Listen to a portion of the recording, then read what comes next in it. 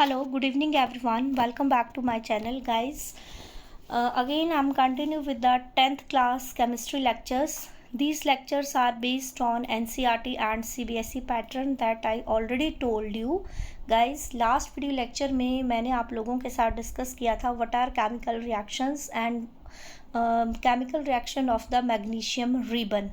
Right guys, इसी chapter को आगे कंटिन्यू कर रहे हैं और नेक्स्ट टॉपिक जो हम ले रहे हैं इस चैप्टर का, इसमें है list of chemical reactions taking place in our daily life. हमारी डेली लाइफ में कौन कौन से केमिकल रिएक्शंस होते हैं। यहाँ पे सिर्फ आपकी बुक में अकॉर्डिंग टू बुक, जो बुक मैं फॉलो कर रही हूँ वो मैंने फर्स्ट वीडियो लेक्चर में आप लोगों को बुक का स्क्रीनशॉट शेयर किया है। उस बुक के अकॉर्डिंग सिर्फ यहाँ पे आपको उनका नाम, मतलब केमिकल रिएक्शन को डेली लाइफ में कहाँ कहाँ पे आप नोटिस कर सकते हो, वो सिर्फ आपने नाम याद रखने हैं। वो कैसे होता है, क्यों होता है, वो नन ऑफ योर सिलेबस। सो उसको उसमें आपने डिटेल में नहीं जाना है, ठीक है। तो डेली लाइफ में सबसे पहला जो रिएक्शन है वो है souring of milk when left at room temperature during summer. Milk आपका जो है वो ख़राब हो जाता है, खट्टा हो जाता है या फिर उसमें स्मेल आ जाती है जब आप उसको गर्मियों के मौसम में, खासकर अगर आपने उसको बॉईल नहीं किया है, रूम टेम्परेचर पे ही आपने उसको छोड़ दिया। मीन्स एक टाइम पीरियड होता है, जैसे आपने सुबह बॉईल किया, फिर अगर आप शाम तक, रात तक अगर आप उसको बॉईल नहीं कर रहे हैं तो नेक्स्ट डे के लिए वो बिल्कुल ख़राब हो जाएगा। शाम तक ही वो ख़राब होने लग पड़ेगा अगर टेम्परेचर हाई है, अगर आप उसको फ्रिज में स्टोर करके नहीं रख रहे हैं, ठीक है। या तो वो खट्टा हो जाएगा या फिर उसमें स्मेल आएगी। कई बार ऐसा होता है कि उसमें स्मेल आ जाती है और आपको लगेगा कि सही है, लेकिन उसका टेस्ट चेंज हो जाएगा, खट्टा सा टेस्ट आएगा या अलग सा टेस्ट आएगा। और जब आप उसको टी या मिस टी में यूज़ करोगे या फिर ऐसे ही आप उसको बॉईल करोगे तो वो फट जाता है, ठीक है, कर्डल्ड हो जाता है। तो इससे आपको स्पेसिफाई हो जाता है, ये इनिशियल सिम्टम्स होते हैं जिससे आपको पता चल जाता है कि ये मिल्क आपका ख़राब हो चुका है। तो मीन्स उसमें केमिकल रिएक्शन बैक्टीरिया का हो चुका है, राइट। सेकेंड जो केमिकल रिएक्शन हम अपनी डेली लाइफ में नोटिस करेंगे, formation of curd from milk. Milk में से दही बनाना, वो भी एक तरह का केमिकल रिएक्शन है, ठीक है। कैसे बनता है, क्यों बनता है, that is beyond of your syllabus. सिर्फ आपने यहाँ पे, ये मीन्स आपको इस टाइप के एग्जाम्पल आ सकते हैं कि right any 2 examples of daily life chemical reactions. तो आपने सिर्फ उनके नाम लिखने हैं, जैसे सोरिंग ऑफ मिल्क हो गया, formation of curd from milk, cooking of food, जो आप फूड बनाते हैं उसमें भी पहले वो रॉ मटेरियल्स होते हैं, फिर केमिकल रिएक्शन, जो भी आप उसमें इंग्रेडिएंट्स डालेंगे उसमें कोई केमिकल रिएक्शन होगा जिसके कारण फिर वो खाने लायक आपका फूड जो है वो बन जाता है। Digestion of food in our body, जो हम खाना खाते हैं हमारी बॉडी में भी बहुत सारे बैक्टीरिया, बहुत सारे एंजाइम्स होते हैं जो फूड को डाइजेस्ट करने में हेल्प करते हैं, ठीक है। तो एक तरह का केमिकल रिएक्शन है। प्रोसेस ऑफ रेस्पिरेशन, रेस्पिरेशन का मतलब होता है जब भी हम सांस लेते हैं तो हम ऑक्सीजन को इनहेल करते हैं और कार्बन डाइऑक्साइड को एक्सहेल करते हैं। ये होती है ब्रीदिंग सिंपल, ठीक है, मतलब सांस लेना। लेकिन रेस्पिरेशन के प्रोसेस में क्या होता है, जो हमने ऑक्सीजन इनहेल की है वो ऑक्सीजन हमारे बॉडी सेल्स में प्रेजेंट होती है। हमारे बॉडी, जो भी खाना हम लोग खाएंगे, हमारी बॉडी सेल्स उस ऑक्सीजन का यूज़ करेंगे to break down the food particles and to release energy. वो फूड पार्टिकल्स को ब्रेक करने में उस ऑक्सीजन का यूज़ होगा और फूड पार्टिकल्स जब ब्रेक होंगे तो उसमें से ग्लूकोज प्लस एनर्जी निकलेगी in the form of ATP, जो हमारे बॉडी सेल्स यूज़ करेंगे, तभी हम लोग कोई भी काम कर सकते हैं, हमारी बॉडी तभी प्रॉपरली वर्क करेगी, ठीक है। तो उसको बोलते हैं रेस्पिरेशन। तो ये भी एक तरह का केमिकल प्रोसेस है। आपको इतनी डिटेल में जाने की ज़रूरत नहीं है, this is not the part of chemistry, this is the part of bio. Just आपने याद रखना है कि प्रोसेस ऑफ रेस्पिरेशन में भी केमिकल रिएक्शन जो है वो होता है। फर्मेंटेशन ऑफ ग्रेप्स, जो ग्रेप्स फर्मेंट किए जाते हैं जिससे बियर वगैरह आपकी बनाई जाती है, ठीक है, या और भी चीज़ों के लिए उसको यूज़ किया जाता है, वो भी एक तरह का केमिकल रिएक्शन है, राइट। नेक्स्ट हम बात करते हैं रस्टिंग ऑफ आयरन। रस्टिंग का मतलब होता है, आयरन आप सभी को पता है लोहा, लोहे के ऊपर जो जंग लग जाता है, ब्राउन कलर की लेयर जो उसके ऊपर आ जाती है, when left expose to humid atmosphere. जब आप लोहे की किसी भी चीज़ को जो है गीली किसी जगह पे रखें या फिर वो पानी उसके ऊपर गिरता रहे तो उसमें जंग लगना शुरू हो जाता है, रस्टिंग बोलते हैं उसको, रस्टिंग ऑफ आयरन, ठीक है। ह्यूमिड का मतलब होता है, या फिर अगर आप उसको सीलन वाली जगह में रख रहे हैं या फिर ऐसी जगह पे भी लोहा पड़ा है जहाँ पे जो है हवा का आना जाना कम है, तो वहाँ पे आपका जो लोहा है वो ख़राब होने लग जाता है, ठीक है। तो रस्टिंग ऑफ आयरन, आयरन के ऊपर जो है रस्टिंग हो जाती है, उसके ऊपर जंग लग जाता है, वो भी एक तरह का केमिकल रिएक्शन है। नेक्स्ट है बर्निंग ऑफ फ्यूल्स। जब आप किसी भी फ्यूल को जलाते हैं, जैसे वुड है, लकड़ी है, कोल है, कैरोसिन मिट्टी का तेल जो होता है, petrol, LPG means liquid petroleum gas, ये सारे फ्यूल्स जब भी किसी पर्पस के लिए जलाए जाते हैं तो ये भी एक तरह का केमिकल रिएक्शन ही है, ठीक है। Burning of candle wax, candle जो आपकी होती है, मोमबत्ती होती है, उसको जब आप जलाते हैं वो भी केमिकल रिएक्शन है, क्योंकि जब भी आप कैंडल को जलाते हैं in the presence of air, आग आपकी जल रही है, तो वो आपका जो वैक्स है वो डायरेक्टली गैस में कन्वर्ट हो जाता है या लिक्विड में कन्वर्ट हो जाता है, ठीक है। तो वो भी क्या है, आपका एक केमिकल रिएक्शन है। राइपनिंग ऑफ फ्रूट्स, जो फ्रूट्स आपके पकाए जाते हैं, कुछ फ्रूट्स ऐसे होते हैं जो नेचुरली पक जाते हैं, ऐसे क्या मीन्स सभी ही फ्रूट्स खुद पक जाते हैं, लेकिन आजकल मीन्स प्रोसेस ऐसा चला है कि उनको जल्दी यूज़ करने के लिए या फिर उनको बेचने के लिए उनको दवाइयों के थ्रू भी पकाया जाता है। तो ये जितने भी चीज़ें मैंने आप लोगों के साथ डिस्कस की हैं, ये सारी चीज़ें जो है हमारी डेली लाइफ में यूज़ होती हैं और ये एक तरह के केमिकल प्रोसेसेस हैं, राइट। तो इसमें से आपको कोई भी 1-2 नंबर के क्वेश्चन पुट अप हो सकते हैं, जैसे ट्रू फॉल्स में भी आ सकता है, is the rusting of iron is a chemical process और not, burning of candle wax is is a chemical reaction or not, ठीक है। इस टाइप के क्वेश्चंस, या फिर आपको ऐसे आ सकता है right any 5 examples of chemical reactions in our daily life, ऐसे कोई भी क्वेश्चंस आपको एग्जाम में बन सकते हैं, दैट्स वाई आपको यहाँ पे ये चीज़ें दी हैं, राइट। अब हम चलते हैं, बात करते हैं how do we come to know that a chemical reaction has taken place. आपको ये कैसे पता चलेगा कि केमिकल रिएक्शन हुआ है, कैसे आप नोटिस करेंगे? Bye knowing the characteristics of chemical reaction. आपको केमिकल रिएक्शंस की कुछ एक करैक्टरिस्टिक्स, कुछ एक खासियत आपको वहाँ पे दिखेंगी, जिससे आपको पता चलेगा कि केमिकल रिएक्शन इसमें हुआ है। तो कौन कौन सी जो करैक्टरिस्टिक्स हैं जिनको आप नोटिस कर सकते हैं, हर एक केमिकल रिएक्शन में अलग अलग तरह की करैक्टरिस्टिक्स होती हैं जो आप लोग नोटिस करेंगे, ठीक है।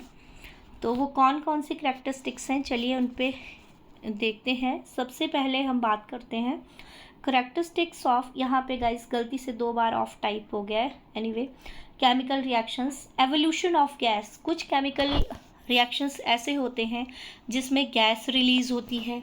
Next, formation of A precipitate. कुछ केमिकल रिएक्शन ऐसे होते हैं जिसमें प्रेसिपिटेट बनते हैं। प्रेसिपिटेट का मतलब होता है एक तरह का सॉलिड प्रोडक्ट जो है सेपरेट आउट होके आता है, सॉल्यूट उसको बोलते हैं। सॉलिड फॉर्म में किसी भी केमिकल रिएक्शन में, सॉलिड फॉर्म में अगर कोई चीज़ सेपरेट होके आ रही है तो वो जो सॉलिड मटेरियल सेपरेट होगा केमिकल रिएक्शन में, उसको हम कहते हैं प्रेसिपिटेट, राइट। आप अगर डेली लाइफ में भी बहुत सारे एग्जांपल्स हैं, मैं एक छोटा सा एग्जांपल आपको देना चाहूँगी। जैसे आप बटर होता है, बटर मक्खन आप लोगों के घर में निकालते होंगे, आपकी मम्मी वगैरह किचन में। तो जब बटर से, मक्खन से घी बनाने का जो प्रोसेस होता है, जब उसमें घी आप लोग बनाते हैं तो आपने देखा होगा white colour, whitish brown colour का जो रेजिड्यू है, जो प्रेसिपिटेट है, वो अलग हो जाता है, ठीक है। तो और घी आपका बिल्कुल सॉल्यूशन फॉर्म में या सॉल्वेंट फॉर्म में अलग हो जाता है और वो वाइट कलर का अलग से आपको दिखेगा। वो इस टाइप से ही, मतलब सॉलिड मटेरियल जो सेपरेट होता है किसी भी केमिकल रिएक्शन में, उसको हम कहते हैं प्रेसिपिटेट। अब डिटेल में आगे आपकी बुक में इस चैप्टर में दिए हैं प्रेसिपिटेट, लैब में कैसे आप प्रेसिपिटेट्स बनाओगे। ये तो मैंने आपको ऐसे ही डेली लाइफ का एग्जांपल दिया है ताकि आपके दिमाग में ये क्लैरिफाई हो जाए कि प्रेसिपिटेट क्या होता है। एक तरह का सॉलिड मटेरियल जब सेपरेट आउट होता है किसी भी केमिकल रिएक्शन में, उसको हम कहते हैं प्रेसिपिटेट। अभी डिटेल में आने वाले वीडियो लेक्चर्स में मैं आप लोगों के साथ ये चीज़ शेयर करूँगी। नेक्स्ट हम बात करते हैं चेंज इन कलर। कुछ केमिकल रिएक्शंस ऐसे होते हैं जिसमें कलर चेंज हो जाता है। जैसे पहले कलरलेस होगा सॉल्यूशन, फिर उसमें कोई कलर आ जाएगा, पर्पल, ब्लू, कोई भी, या फिर वो ऑलरेडी ही कलर्ड होगा, वो कलरलेस हो जाएगा, ठीक है, या फिर वो मिल्की हो जाएगा। इस टाइप से मीन्स अगर कलर के चेंज में कोई नोटिस, अगर आप कुछ रिएक्शन नोटिस करते हैं तो वो भी क्या है, आपका एक तरह का केमिकल रिएक्शन है। मीन्स आपको ये नोटिस हो रहा है कि इसमें कुछ केमिकल रिएक्शन हुआ है।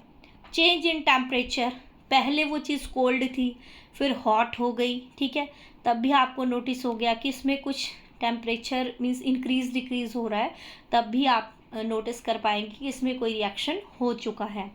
Change in state, state change हो रही है, ठीक है, तब भी आप नोटिस कर पाएंगे कि ये कैसे मीन्स जो है, मीन्स लिक्विड से सॉलिड, सॉलिड से लिक्विड, या लिक्विड से गैस, ऐसे मीन्स अगर स्टेट चेंज हो रही है तो आपका जो है नोटिस हो जाएगा कि केमिकल रिएक्शन वहाँ पे हुआ है, ठीक है। तो ये कुछ एक करैक्टरिस्टिक्स हैं जो आपके एग्ज़ाम में आप लोगों से पूछ सकते हैं, या इस टाइप से क्वेश्चन बन सकता है। Write the characteristics by which you come to know that chemical reactions has taken place.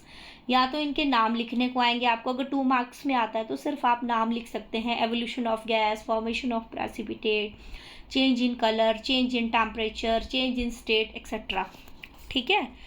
और अगर डिटेल में आता है तो वो आपको अलग से क्वेश्चंस आएंगे, ठीक है। जैसे एवोल्यूशन ऑफ गैस को डिटेल में समझाइए, फॉर्मेशन ऑफ प्रेसिपिटेट को डिटेल में समझाइए, इस टाइप से क्वेश्चन आपको बन सकते हैं। अभी एक एक करके जितनी भी करैक्टरिस्टिक्स मैंने आप लोगों के साथ डिस्कस की है, एक एक करके हर एक करैक्टरिस्टिक्स को हम डिटेल में स्टडी करेंगे with the help of the example. Today I will discuss only the evolution of gas in this video lecture, okay. So चलिए चलते हैं।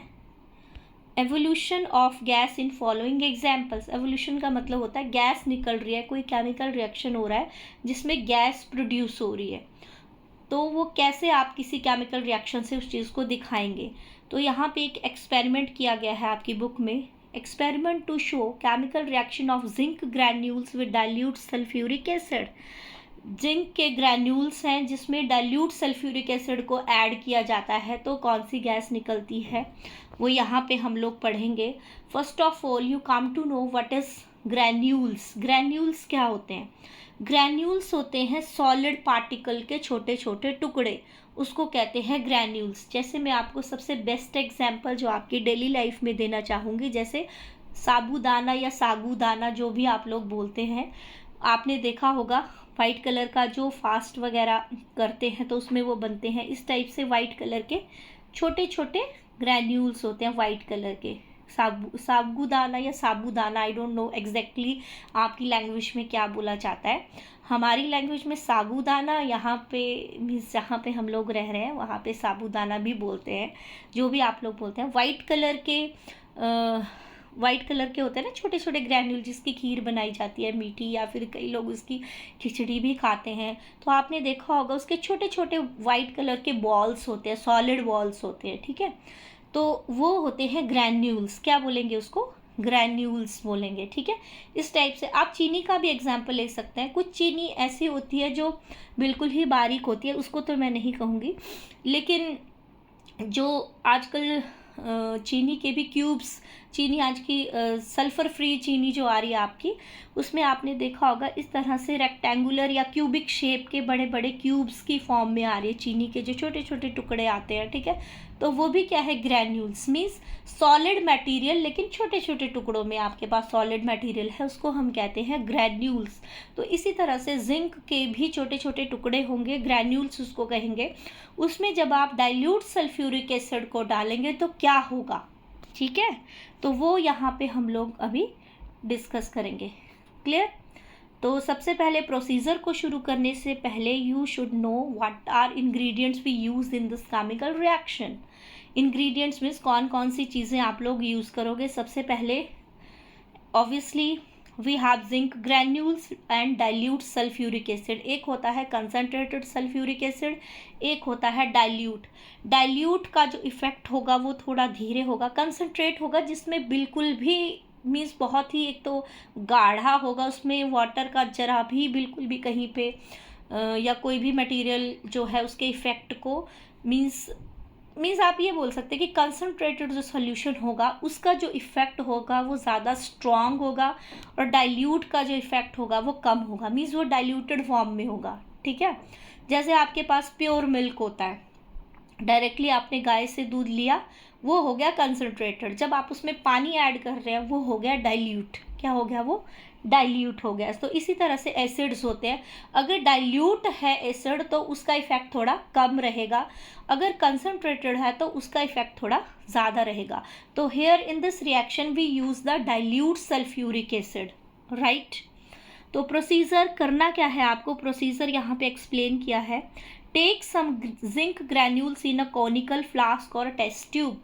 आप कुछ जिंक के ग्रैन्यूल्स लीजिए, जिंक के छोटे छोटे टुकड़े लीजिए कोनिकल फ्लास्क में या फिर टेस्ट ट्यूब में, ठीक है। यहाँ पे कोनिकल फ्लास्क किस तरह की दिखती है, अभी यहाँ पे मैंने पिक्चर लगाई है आगे वाली स्लाइड में, आप देख सकते हैं। वैसे you very well know, you are in 10th standard, आप जानते हैं कोनिकल फ्लास्क क्या होती है और टेस्ट ट्यूब क्या होती है। आपने 7th 8th से ही एक्सपेरिमेंट शुरू हो जाते हैं तो आपने पढ़ा ही होगा, नहीं देखी है फिर भी मैं यहाँ पे फ़ोटो लगाई है with the help of example.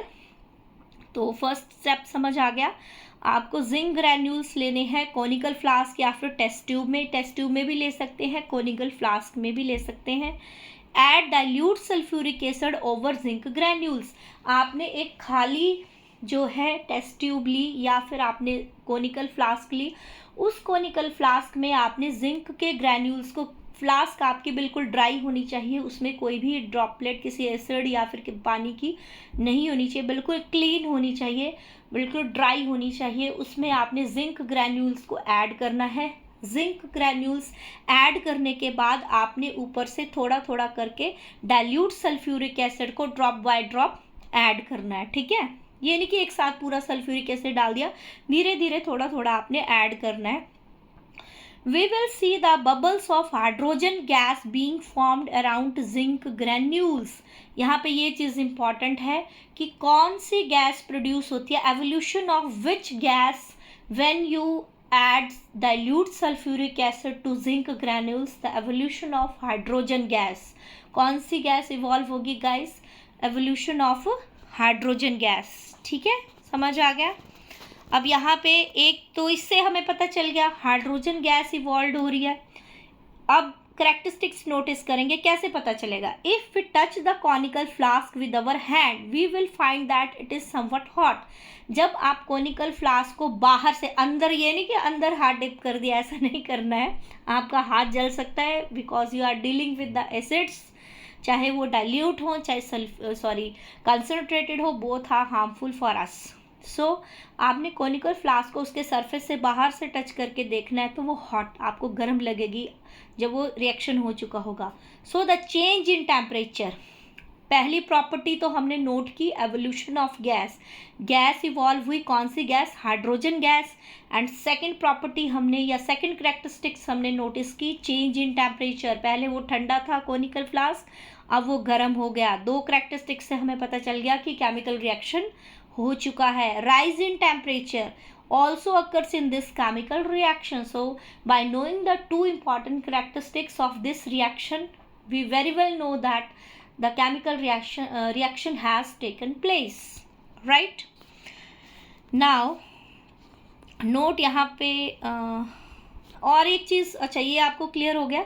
यहाँ पे देखिए, ये नोट देखने से पहले मैं आपको ये रिएक्शन दिखा देना चाहती हूँ। ये देखिए यहाँ पे, dilute sulphuric acid react with zinc to evolve hydrogen gas.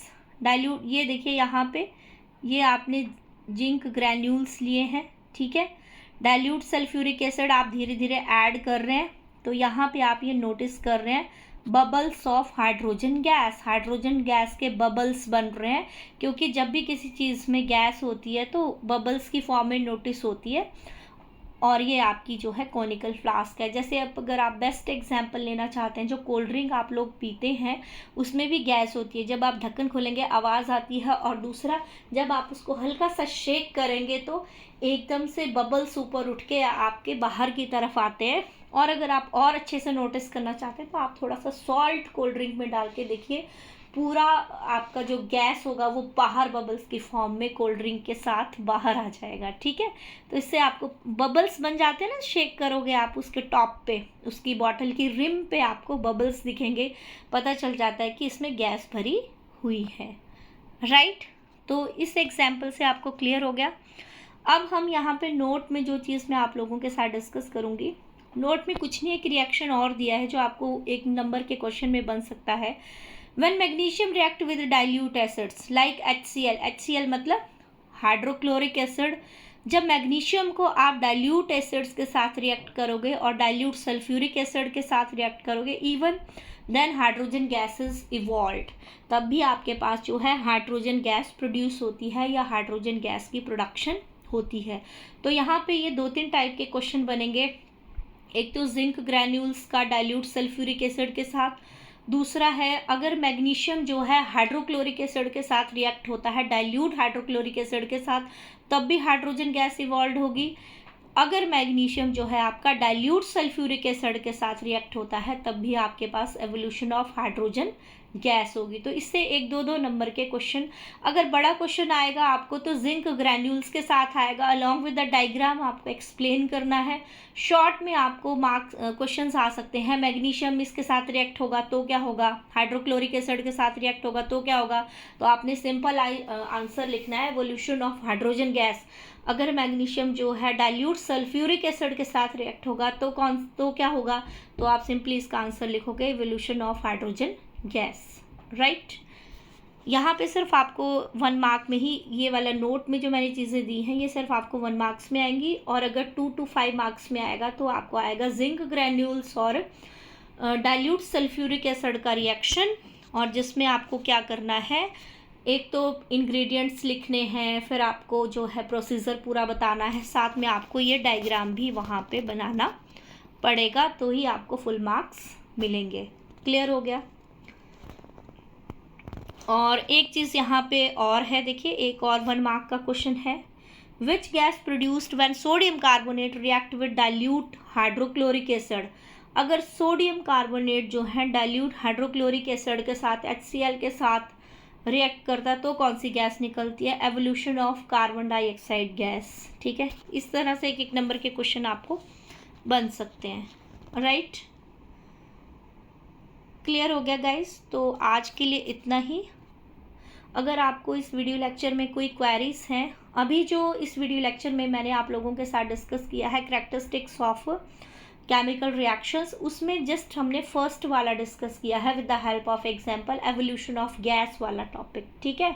अभी नेक्स्ट वीडियो लेक्चर में हम प्रेसिपिटेट वाला लेंगे, 1 by 1 हर एक कैरेक्टरिस्टिक को हम लोग डिस्कस करेंगे। तब तक के लिए thank you so much guys. If you have any queries please comment me on the comment section of my YouTube channel, and please like, share and subscribe my channel for more video notifications. Thank you so much guys. Take care. Bye bye.